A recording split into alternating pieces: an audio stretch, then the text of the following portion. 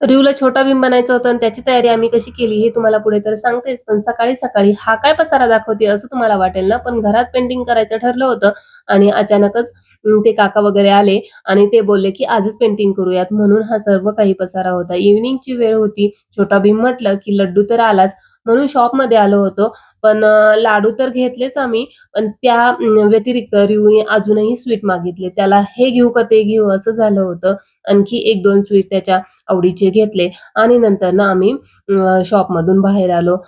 संध्याकाळ झाली होती खरं तर. हेही ऑफिसवरून आल्यानंतर ना आम्ही आलो होतो आणि जवळपास काही असं शॉप नसल्यामुळं थोडंसं आम्हाला दूरच यावं लागलं होतं. आणि थंडीचे पण दिवस आहे.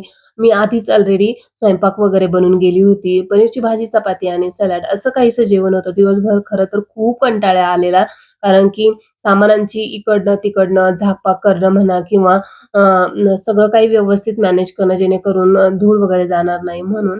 तरीसुद्धा मी किचन मस्त आवरून घेतलं संध्याकाळी आणि ही आहे मॉर्निंग. आम्ही सर्व हॉलमध्ये झोपलो होतो कारण की पेंटिंग वगैरे झालं आणि स्मेल इतका येत होता ना म्हणून.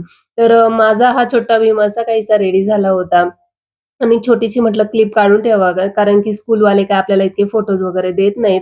रिहूचा फ्रेंड बनला होता लिटल सिंघम आणि रिहू होता छोटा भीम. छोटा भीमला सुद्धा जंप करायचं होतं लिटल सिंघमसारखी म्हणून त्याने ही उडी मारली.